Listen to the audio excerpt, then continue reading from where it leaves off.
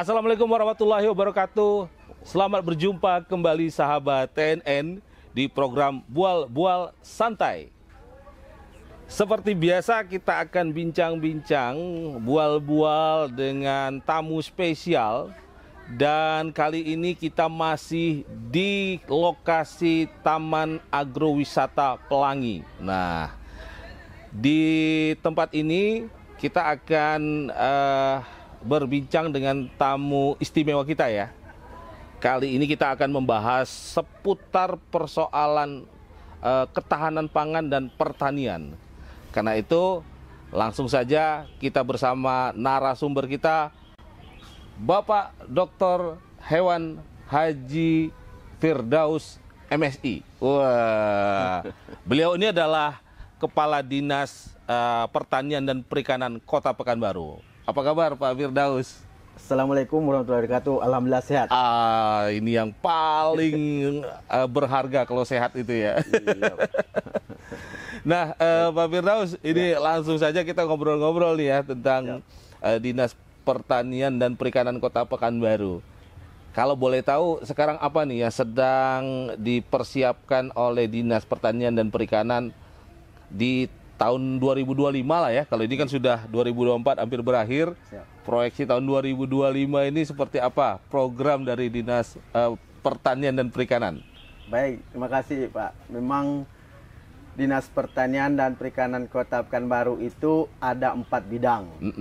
Bidang pertama yaitu bidang pertanian dan penyuluhan. Di dalamnya ada terkait dengan hortikultura dan tanaman pangan. Untuk tanaman pangan sekarang kita sedang giat atau melalui instruksi dari Pak Menteri Pertanian untuk melaksanakan luas tambah tanam LTT khususnya padi. Nah, untuk Kota Pekanbaru kita diberi tugas untuk luas tambah tanam daripada padi gogo atau padi tadahudan. Nah, padi ini bisa hidup di dataran tinggi dan tidak membutuhkan banyak air. Kemudian di hortinya kita ditugaskan untuk peningkatan produksi cabai, kemudian bawang merah. Cabai itu ada cabai rawit, kemudian ada cabai merah, cabai besar.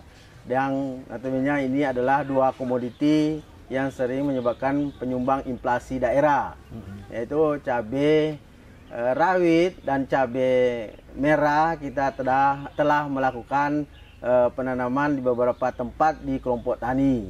Kemudian horti buah-buahan juga kita sudah melakukan penanaman yaitu buah semangka. Di Kota Pekanbaru sudah sangat familiar dengan buah semangka ini dan penanaman buah budidaya semangka ini. Dan dari data kita hampir 300 hektar telah melaksanakan budidaya penanaman semangka. Dan pasarnya pun sudah di luar dari Pekanbaru bahkan sampai di Pulau Jawa itu sendiri. Kemudian untuk bidang perikanan kita juga sedang pengembangan budidaya perikanan kolam, baik itu kolam bak maupun kolam bioflok. Nah, ini budidaya perikanan yang sedang kita galakan adalah budidaya bioflok, di mana pengembangan budidaya perikanan ini tidak membutuhkan area yang luas, tapi tingkat produksinya cukup tinggi karena dengan diameter 4 meter saja sudah bisa menghasilkan beberapa ratus kilo ikan, baik itu ikan nila, ikan lele maupun ikan gurami untuk bioflok. Kemudian juga budidaya kolam, tak kalah penting adalah budidaya lele Pak. Untuk produksi lele di Kota Pekanbaru termasuk cukup tinggi. Untuk konsumsi di Pekanbaru sudah melebihi dan kita sudah mengirim ke Sumatera Utara. Kemudian di bidang peternakan kita sedang mengembangkan peternakan yaitu budidaya daripada ayam petelur. Kalau ayam potong sudah domain dari pihak swasta dan itu tidak dikhawatirkan lagi tingkat kebutuhan, itu pasti sudah mencukupi. Yang paling penting adalah bagaimana kita pengembangan daripada budidaya ayam petelur ini. Kemudian sapi, karena memang kebutuhan untuk makan gizi gratis itu. Di sektor perkebunan tentunya kita sedang pengembangan daripada kebun sawit. Ya, jadi sawit saya rasa sudah sangat familiar ya, tahu dah, iya. ngerti, cuman gimana kita melakukan pendataan dan pemetaan itu sendiri. Wah, Ya. jadi kalau dilihat dari pemaparan Pak Kadis nih, sebenarnya Pekanbaru nggak tergantung amat dengan daerah lain ya soal pangan sebenarnya ya. Betul. Jadi kita contoh saja simpel sayur daun lebar, khususnya seperti kangkung, kemudian bayam, pakcoy itu semua dari Pekanbaru itu sendiri. Oh. Kita sudah ada sentra-sentra pengembangan sayur seperti di Kartama, Simpang Kelurahan Maharatu itu sudah cukup luas, dan untuk konsumsi masyarakat Kota Pekanbaru sudah cukup dari kita. Bahkan sudah kita bisa mengirim ke kabupaten kota tetangga kita. Iya, berarti ini barangkali anggapan masyarakat selama ini bahwa wah, Pekanbaru ini tergantung dari Sumbar. Ya. Kalau jalan rusak harga mahal. Iya. Sebenarnya itu sudah mulai bergeser ya, Pak Gadis ya. Mudah-mudahan memang ada beberapa komuniti yang memang kita harus datangkan Masih datangkan dari lah ya. Sumatera Barat, seperti sayur yang berdataran tinggi, ada wortel, kemudian ada kol. Itu iya, memang iya. kita tergantung dari Sumbar. Tapi sayur daun lebar Kita sudah malah mengirim. ya. Ya. Wah, berarti sudah ada keseimbangan nih ya. Iya. Jadi memang karena kondisi geografis ya, kemudian cuaca dan alam yang kita memang nggak bisa tanam, yang nggak mungkin kita tanam ya. Betul. Iya. Tapi kalau yang daun lebar ya, atau tanaman sayur-sayuran sehari-hari, kangkung, bayam, itu sudah aman lah kalau untuk Pekanbaru ya. Betul, aman. Untuk kebutuhan daging, nah itu gimana nih? Kalau kita lihat harga itu kan cukup mahal kalau kita bicara daging sapi. Apakah itu karena persoalan pasokan atau memang harganya memang mahal? Kalau bicara daging, itu kan daging unggas, ayam itu sudah surplus juga sebenarnya. Surplus juga ya? Wilayah Riau-nya. Dan di Pekanbaru juga sudah beberapa pengembangan budidaya ayam potong.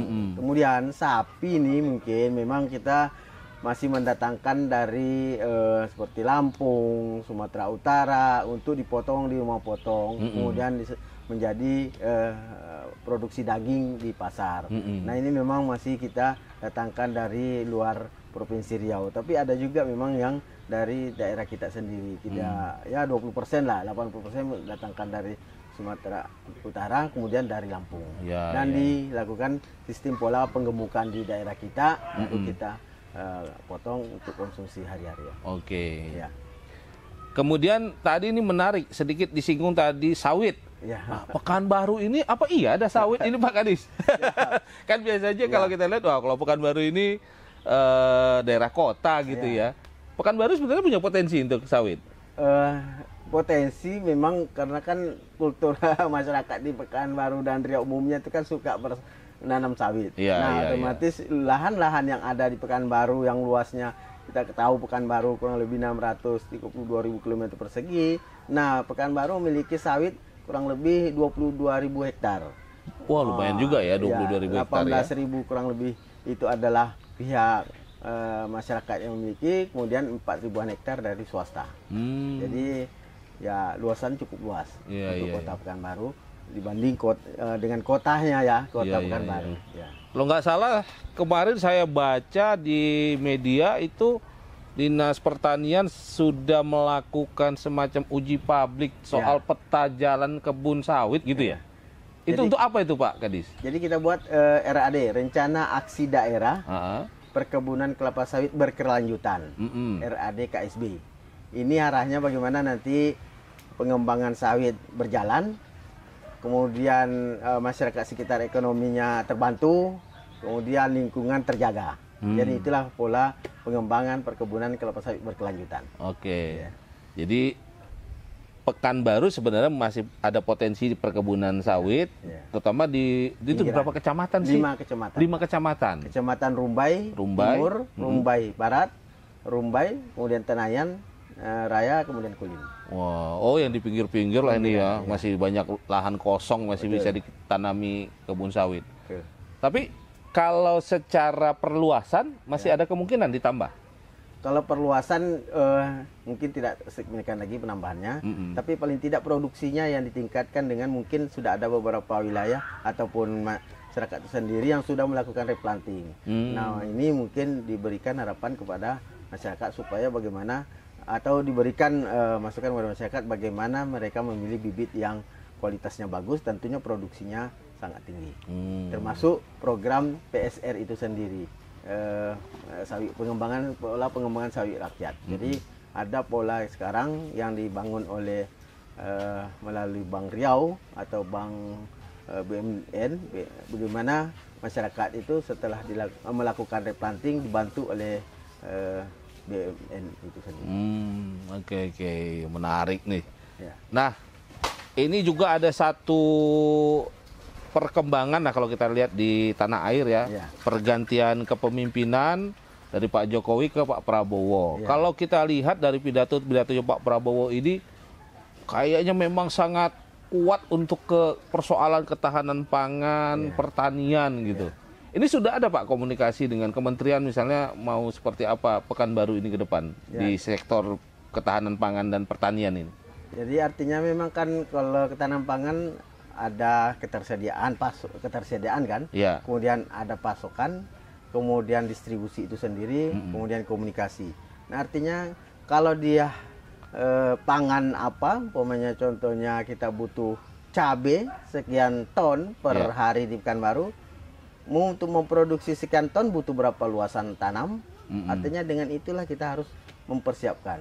Jadi semua kebutuhan pangan di Kota Pekanbaru yang untuk mencapai swasembada pangan, kita harus memproduksi sesuai dengan kebutuhan itu. Sesuai dengan keluasannya, berapa tingkat produksinya itu sendiri. Baru akhirnya ada ketersediaan di sini, ya kan? Kalaupun kurang, ya tadi mungkin karena geografis tidak tumbuh, maka ada distribusi. Distribusi dari daerah yang menghasilkan. Jadi mungkin kita mengirim umpamanya sayur-sayuran, daun, kemudian kita masukkan sayur yang model wortel itu, jadi ada distribusi yang lancar di sini. Begitu juga komunikasi itu ada TPID, tim pengendali inflasi daerah. Nah ini ada komunikasi di sini supaya jangan terjadi harga yang tinggi ataupun harga terlalu rendah.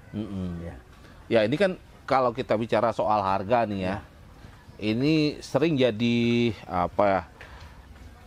semacam perdebatan atau semacam keluhan dari pertanian kita ya. Mengapa orang misalnya nggak terlalu tertarik bertani? Karena sulit kaya katanya Pak. Kecuali sawit, itu pun kalau sudah puluhan hektar gitu ya.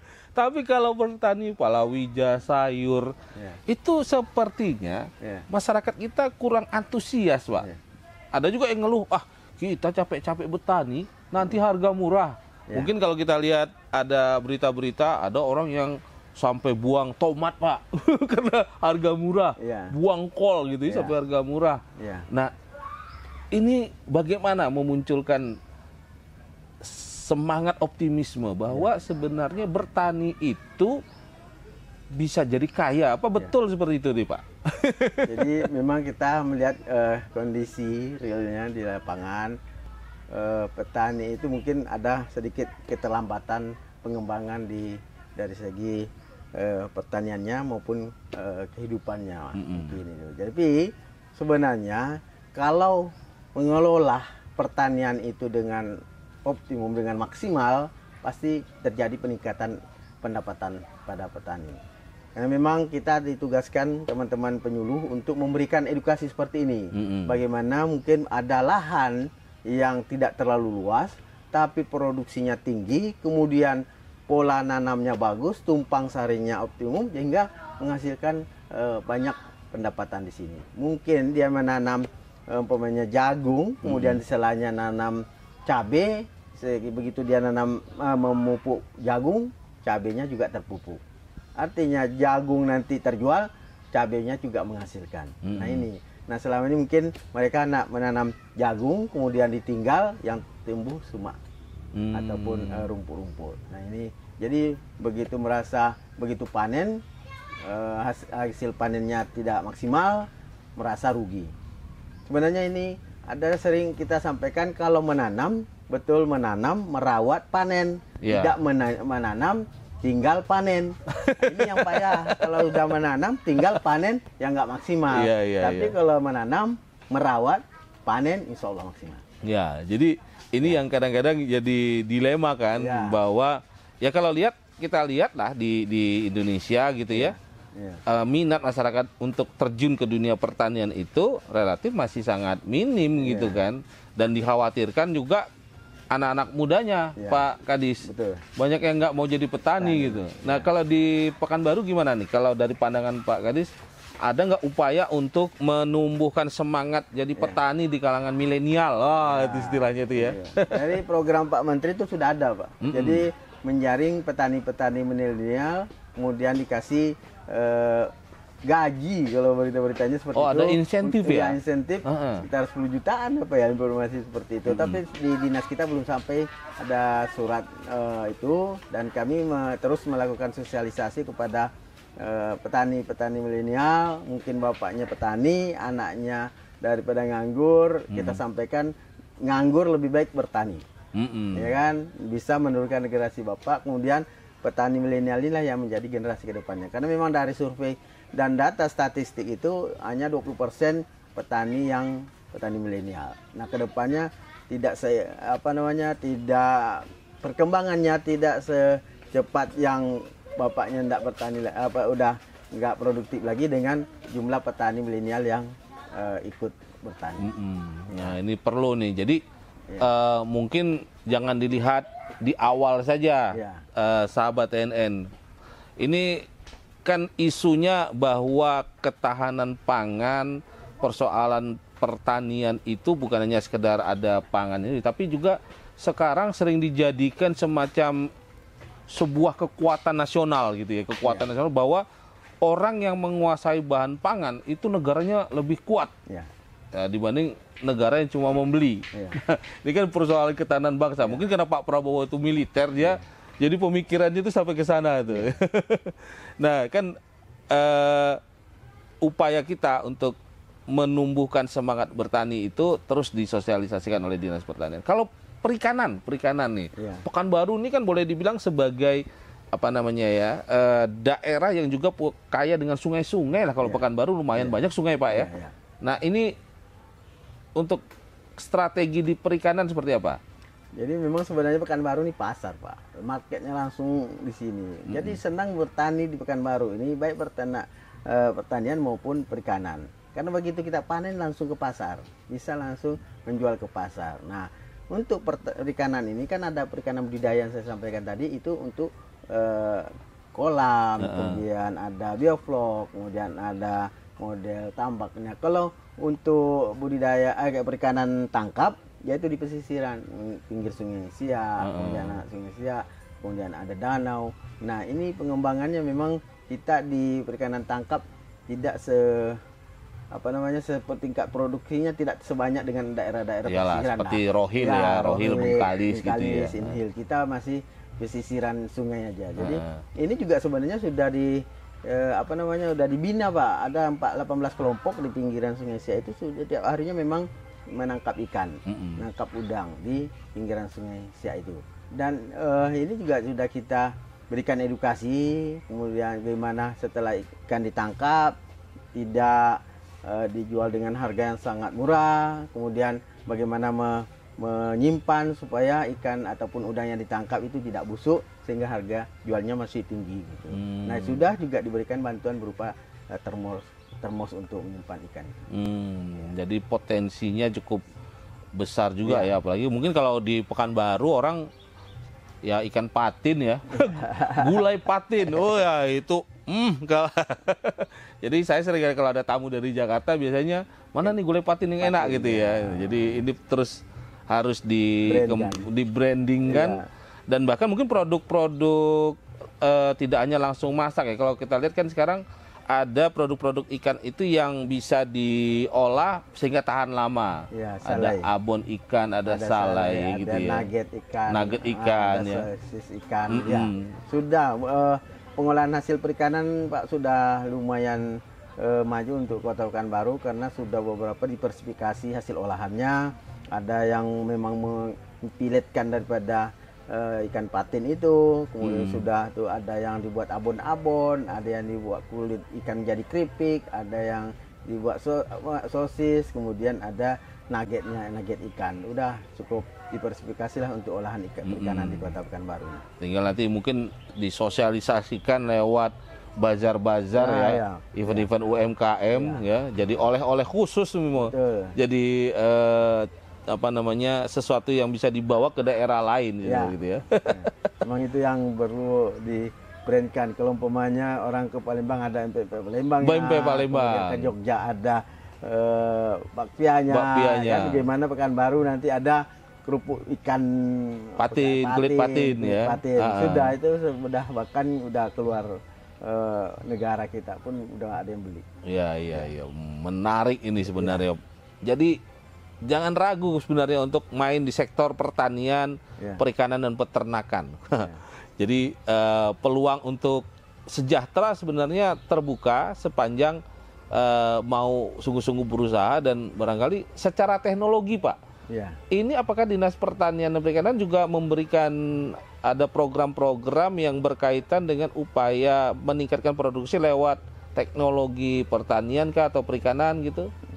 Baik, untuk pertanian kita sering ada sedikit bantuan berupa Alsintan, alat mesin pertanian, berupa hand traktor, ya kan? Ini bagaimana cara mengolah lahan ataupun tanah ini lebih cepat. Roda 4, traktor roda 4, begitu juga lebih tinggi tingkat produksinya lahan-lahan yang sudah diolah tersebut. Oke, jadi upaya untuk meningkatkan produksi juga harus lewat sentuhan teknologi ya, seperti itu. Nah, kemudian ini saya tertarik tentang program makan bergizi gratis. Lagi heboh ya. Bahkan beberapa instansi atau dinas-dinas saya lihat beritanya di media-media itu mulai lakukan uji coba makan bergizi gratis. Wah, kalau Pekanbaru kan cukup banyak siswa SD, SMP-nya Pak ya. Itu kira-kira sudah ada diajak ngobrol nggak Dinas Pertanian ini tentang bagaimana mensuplai kebutuhan jika program ini nantinya benar-benar berjalan? Kita sudah sering rapat bersama tim daripada MBG ini makan bergizi gratis. Sekarang kan stakeholder Dinas Ketahanan Pangan sebagai leadernya. Nah, Dinas Ketahanan Pangan. Terus kita diikutkan rapat. Tentunya dari rapat-rapat itu kita bisa membuat pola. Sebenarnya dari jumlah itu pasti butuh sekian tingkat protein, kemudian nabati. Nah, dari situ kita bisa memberikan bisa mendapat gambaran bahwa untuk daging sekian butuhnya, tentunya untuk ikan sekian butuhnya, kemudian untuk beras jadi nasi sekian butuhnya daripada kebutuhan yang dibutuhkan pada saat rapat-rapat. Pokoknya berapa ratus ribu siswa SD, SMP, kemudian ibu menyusui dan ibu hamil. Nah, itu yang menjadi dasar perhitungan daripada kebutuhan. Perhitungan dari kebutuhan inilah yang harus kita suplai. Kemudian harus kita siapkan tentunya kan dari Dinas Pertanian bagaimana mencukupi daripada kebutuhan bahan baku tadi. Sudah ada kalkulasi Pak, perhitungan apakah kita memang sebagian besar sudah bisa kita penuhi sendiri atau masih harus banyak ambil dari luar? Beberapa minggu lalu kita sudah mengumpul petani-petani andalan kita, umpamanya dari Horti ada yang mewakili, kemudian ada dari tanaman pangan ada yang mewakili, dari perikanan, peternakan. Kita diskusi. Kalau dibutuhkan umpamanya telur, kita siap. Nah, buatlah komunitasnya. Jadi nanti dapur membutuhkan telur, tinggal mengontak ketua komunitas ini. Nanti komunitas inilah mendistribusikan dapur mana yang membutuhkan pada hari itu. Kemudian juga buah-buahan kita udah buat komunitas. Bagaimana nanti dapur itu butuh buah, tinggal ngontak ke komunitas mendrop ke dapur-dapur itu. Dapur mana yang membutuhkan pada hari itu. Jadi, nah kalau kekurangan mungkin tentunya dari dapur itu sendiri nanti mungkin mencari. Tapi kalau dari reaksi kawan-kawan petani, peternak, ya mungkin juga di budidaya ikan, mereka siap gitu. Siap, prinsipnya siap. Karena ya tanpa pasar saja mereka sudah melakukan budidaya, artinya begitu ya. Tanpa pasar yang jelas, mereka meningkatkan produksi, apalagi yang setiap hari dibutuhkan. Iya. Semakin banyak tingkat kebutuhan, pasti semakin banyak produksi. Di masyarakat begitu aja filosofi. Iya, begitu ada pembeli, ada barang. Ada barang ya. Kalau tidak ada pembeli, gimana barang disiapkan? Iya, jadi ini juga peluang nih sahabat TNN. Jadi karena pemerintah sekarang memang konsentrasinya itu di persoalan pangan, pertanian, peternakan, perikanan, maka tentu kita melihat ini peluang, peluang untuk bergerak di sektor ini, ya. Jadi jangan ragu juga untuk teman-teman, terutama yang muda-muda nih, yang milenial, jangan ragu nih untuk terjun di bidang pertanian. Tapi ini Pak, bagaimana kira-kira kalau ada orang pengen terjun di dunia pertanian peternakan, ini kemana kira-kira konsultasinya? Ada nggak di Dinas Pertanian ini satu lembaga yang memang terbuka untuk konsultasi atau gimana? Jadi memang kami harapkan adik-adik milenial ini untuk terjun ke dunia pertanian paling gampang. Pertama kan tidak perlu ada lamaran, ya kan? Iya. Kemudian tidak perlu ada pengawasan setiap hari kan. Tapi kalau di perusahaan atau sebagai PNS harus ada target. Iya. Jadi anak buah susah ya. Dimarahin bos. Ya, kalau jadi petani kan jadi bos ya, jadi anak buah iya, terus jadi pemasaran juga dia. Jadi paling enak jadi petani ini kalau memang rasanya belum ada yang mumpuni, ya kan itu. Kalau memang sudah kerja yang lebih menghasilkan, ya kita oke lah ya. Tapi kalau masih ini kan lahan-lahan masih banyak ya. Nah, kalau untuk mau terjun ke dunia pertanian tentu menghubungi mungkin Dinas Pertanian. Kan bisa dilihat di media Dinas Pertanian tuh di mana, alamatnya mana. Kemudian setelah dari pertanian nanti di kecamatan, di kelurahan kita ada penyuluh. Nanti diskusi di situ. Di penyuluh-penyuluh ini nanti dibentuk kelompok atau mungkin mau mandiri silahkan mandiri. Nanti kita coba diskusikan. Ada program bantuan modal atau bibit misalnya seperti itu di Dinas Pertanian, Pak? Kalau kelompok kita ada bantuan bibit nanti ke depannya. Kemudian kalau mandiri mungkin bisa menggunakan KUR, kredit usaha rakyat. Kan ini mungkin 5 juta tak perlu agunan. Dengan modal 5 juta sudah bisa mungkin menanam cabai, kemudian menanam sayur mayur, kemudian bisa menjual sendiri. Oke. Jadi peluangnya sangat banyak nih teman-teman sahabat TNN, bahwa ya pertanian ini mungkin juga bukan sesuatu kerjaan yang benar-benar harus terlalu apa juga ya, artinya bisa jadi sambilan Pak ya, sambilan. Jadi mungkin beberapa orang yang mungkin kerja ya di masa hari Sabtu Minggu dia agak fokus dulu ngurus tanaman, ya nanti sesekali dirawat pulang kerja masih bisa. Atau ibu-ibu nih, nah ibu-ibu yang di rumah daripada bengong gitu kan, bisa juga memanfaatkan lahan-lahan halaman ya. Kalau dulu kan ada istilah apa namanya itu, budidaya ikan dalam ember, budidamber. Budidaya ikan dalam ember. Ya, kemudian kalau untuk tanaman ini ada hidroponik.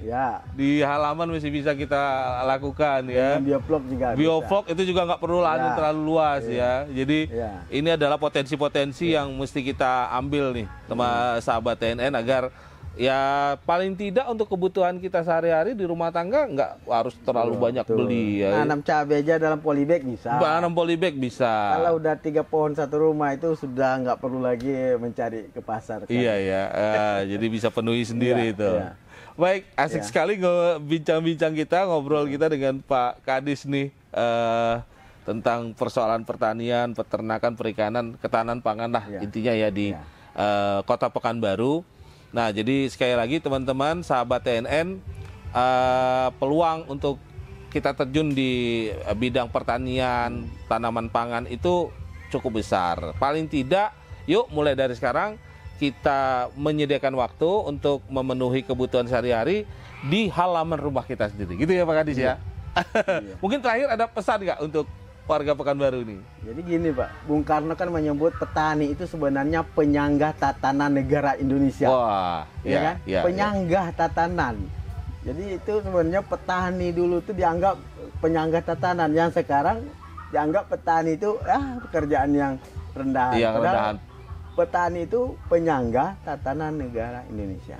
Nah, penyangga ini Iya, kalau iya. perut kita lapar bagaimana bisa Wah, menyanggah tubuh gitu betul, loh. betul. Jadi memang harus ada penyangga, dari situ masuk ke dalam perut menjadi kekuatan Iya. untuk menyanggah tatanan negara kita ini. Ya, jadi sekali lagi proud to be a farmer gitu kalau bahasa Iya, Inggris iya. ya. Bahasa orang awaknya bangga lah jadi petani. Iya, menjadi penyangga. Penyangga negara. Jadi Anda jangan menganggap pekerjaannya atau profesinya mungkin sederhana, kotor tiap hari bergumul dengan tanah pupuk, tapi Anda itu petani-petani Indonesia, petani-petani di Riau dan Pekanbaru, Anda adalah pahlawan-pahlawan penyangga negara. Iya, Baik, terima kasih nih banyak, Pak Kadis. Mudah-mudahan lain waktu kita bisa ngobrol-ngobrol lagi ya. Mungkin ada perkembangan terbaru dari Dinas Pertanian dan Perikanan. Ya, terima Nanti kasih juga boleh disampaikan juga ke kita. sektor pertanian secara umum. Ya, siap. Sahabat TNN, demikian bual-bual kita dengan Pak Kadis Pertanian dan Perikanan Kota Pekanbaru, Pak Dr. Hewan Haji Firdaus MSI. Mudah-mudahan ada banyak hal yang bisa kita petik dari bual-bual ini. Ya, sekali lagi terima kasih. Sampai jumpa di bual-bual santai berikutnya.